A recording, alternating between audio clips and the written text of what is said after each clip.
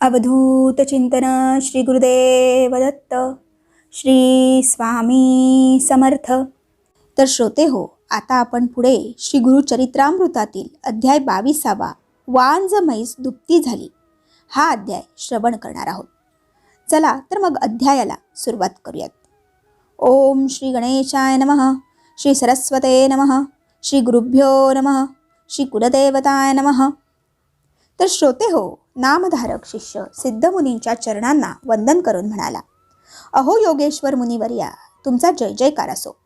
तुम्ही खरोखर भवसागर तारक आहात. अज्ञानरूपी अंधार दूर करणारी तुम्ही दिव्य ज्योती आहात. तुमचे चरणस्पर्श होताच मला ज्ञानप्राप्ती झाली. माझे मन परमार्थाकडे वळले आहे. कामधेनू समान श्री गुरुचरित्र तुमच्या मुखातून मला ऐकावयास मिळत आहे. हे माझे केवढे भाग्य. तुम्ही मला श्री गुरुचरित्र सविस्तर सांगत आहात, पण माझे मन तृप्त होत नाही. आणखी ऐकण्याची मला तीव्र इच्छा आहे. श्री नृसिंह सरस्वती गाणगापुरास आले असे तुम्ही सांगितले, पण पुढे काय झाले ते मला सविस्तर सांगण्याची कृपा करा. नामधारकाची ही इच्छा ऐकून सिद्धमुनींना अतिशय आनंद झाला. ते नामधारकाचे कौतुक करीत म्हणाले, नामधारका, तू खरोखर धन्य आहेस. या जगात तू पूज्य होशील. तू मला जो प्रश्न विचारलास त्यामुळे माझ्या मनाला परमसंतोष झाला आहे. तुला श्री गुरुचरित्र सांगताना मला अतिशय आनंद होत आहे. श्री गुरु नृसिंह सरस्वती गाणगापुरास आल्यानंतर भीमा अमरच्या संगमावर गुप्तपणे राहू लागले. त्या संगमावर अश्वत्थ वृक्ष आहे. ते स्थान वरदभूमी म्हणून प्रसिद्ध आहे.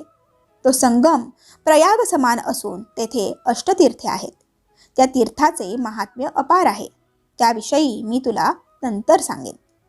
तीर्थमहिमा प्रकट व्हावा व भक्तजनांचा उद्धार व्हावा यासाठी श्री गुरूंनी तेथे वास्तव्य केले. सूर्याची किरणे झाकून राहत नाहीत, त्याप्रमाणे श्री गुरु तेथे गुप्तपणे राहत होते, तरी यांची ख्याती सर्वत्र झालीच. श्री गुरु माध्यान्हकाळी भिक्षेच्या निमित्ताने गाणगापुरात जात असत. ते गाव अग्रहार होते. त्या गावात वेदज्ञ ब्राह्मणांची 100 घरे होती. राजाकडून त्यांना जमिनी मिळाल्या होत्या, त्यामुळे सगळे ब्राह्मण तसे सुखासमाधानात होते. त्या गाणगापुरात एक दरिद्री ब्राह्मण होता. त्याच्या पत्नीचे नाव पतिव्रता असे होते. ती नावाप्रमाणेच मोठी पतिपरायण साध्वी होती. तो ब्राह्मण 4 घरी भिक्षा मागून आपले व आपल्या पत्नीचे पोट भरत असे. त्या ब्राह्मणाच्या घरी एक म्हैस होती, पण ती भाकड होती. ती दूध देत नसत, त्यामुळे तिला वेसण घातले होते. गावातील लोक दगडमाती आणण्यासाठी तिला भाड्याने नेत असत. त्यापासून त्या ब्राह्मणाला 4 पैसे मिळत असत. श्री गुरु भिक्षा मागण्यासाठी गाणगापुरात जात असत. एके दिवशी माध्यान्हकाळी श्री गुरु त्या दरिद्री ब्राह्मणाच्या घरी भिक्षा मागण्यासाठी गेले. तो ब्राह्मण भिक्षेसाठी गावात गेला होता. तो ब्राह्मण दरिद्री आहे, पोटासाठी भिक्षा मागतो हे श्री गुरूंना माहीत नसेल काय? तो ब्राह्मण दरिद्री असला तरी सात्विक वृत्तीचा होता आणि त्यात समाधान मानणारा होता.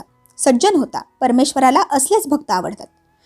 कृष्ण शिष्ठाईसाठी कौरवांकडे गेलेला श्रीकृष्ण दुर्योधनाकडे राहावयास गेला नाही. तो गेला होता विदुराकडे. परमेश्वर भक्तीचा भुकेलेला असतो, श्रीमंतीचा नाही. म्हणूनच श्री गुरु त्या दरिद्री ब्राह्मणाच्या घरी गेले. माते भिक्षा वाढ असे म्हणाले. श्री गुरु दारात आलेले पाहून त्या ब्राह्मणाची स्त्री गडबडून गेली. अतिशय दुःखी झाली, कारण श्री गुरूंना भिक्षा घालण्यासाठी तिच्या घरी काहीच नव्हते. ती श्री गुरूंना वंदन करून म्हणाली, माझे पती भिक्षा आणावयास गावात गेले आहेत. आपणास देण्यासाठी घरात काहीच नाही. आपण थोडा वेळ थांबावे. त्या स्त्रीची आगतिकता पाहून श्री गुरु तिला म्हणाले, तुझ्या घरात काही नाही असे कसे म्हणतेस? तुझ्या घरी म्हैस आहे, ती भरपूर दूध देणारी आहे. तेव्हा मला भिक्षा म्हणून दूध दिलेस तरी चालेल, काही नाही असे म्हणू नकोस. तेव्हा ती म्हणाली, महाराज, म्हैस असून नसल्यासारखीच. ती भाकड आहे, ती दूध देत नाही, म्हणून आम्ही तिला रेडा म्हणून ठेवली आहे. ती कधी व्यायलेलीच नाही, म्हणून तर तिला वेसण घालून माती वाहून नेण्यासाठी उपयोगात आणतो. मग आपल्याला दूध कुठले देऊ? तेव्हा श्री गुरु रागानेच म्हणाले, तू खोटे बोलतेस. तुझी म्हैस दूध देते. जा जा तिचे दूध काढून आण. श्री गुरूंच्या शब्दांवर विश्वास ठेवून ती भांडी घेऊन दूध काढण्यासाठी गोठ्यात गेली. तिचे आचळ पाण्याने स्वच्छ करून ती दूध काढू लागली. तो काय आश्चर्य, त्या म्हशीने 2 भांडी भरून दूध दिले. श्री गुरु सामान्य संन्यासी नाहीत, ते अवतारी महात्मा आहेत याची तिला खात्री पटली. तिने दूध गरम करून श्री गुरूंना दिले. श्री गुरु ते प्राशन करून संतुष्ट झाले. त्यांनी तिला आशीर्वाद दिला. तुझ्या घरी अखंड लक्ष्मी राहील. तुझी मुले नातवंडे सुखात राहतील, आनंदात राहतील. तुम्हाला कधीही काही कमी पडणार नाही, असा आशीर्वाद देऊन श्री गुरु संगमाकडे परत गेले. आज त्या ब्राह्मण स्त्रीच्या घरात आनंद ओसंडून वाहत होता. काही वेळाने तो ब्राह्मण भिक्षा मागून घरी परत आला. त्याला सगळी हकीकत समजली. तो म्हणाला, आपले दारिद्र्य गेले. श्री दत्तगुरूंनीच आपल्यावर कृपा केली आहे. आपण त्यांच्या दर्शनाला जाऊया. ती दोघे संगमावर गेली. त्यांनी श्री गुरु नृसिंह सरस्वतींचे दर्शन घेऊन त्यांची यथासांग षोडशोपचारे पूजा केली. त्या दोघांचे हृदय कृतज्ञतेने भरून आले. श्री गुरूंच्या कृपाशीर्वादाने ते कुटुंब ऐश्वर्य संपन्न झाले. त्यांना धन, धान्य, पुत्रपौत्र सर्व काही भरभरून मिळाले. ही कथा सांगून सिद्धयोगी नामधारकाला म्हणाले, श्री गुरु दत्तात्रेयांची ज्याच्यावर कृपा होते त्याला दुःख, दैन्य, दारिद्र्य कधीही भोगावे लागत नाही. त्याला 8 प्रकारची ऐश्वर्ये प्राप्त होतात. यासाठी सरस्वती गंगाधर श्री गुरुचरित्र विस्ताराने सांगतात. ते श्रवण करणाऱ्यास कधीही दैन्य, दारिद्र्य भोगावे लागत नाही.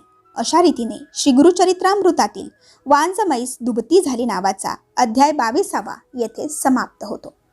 बोला अवधूत चिंतन श्री गुरुदेव दत्त. श्री स्वामी समर्थ.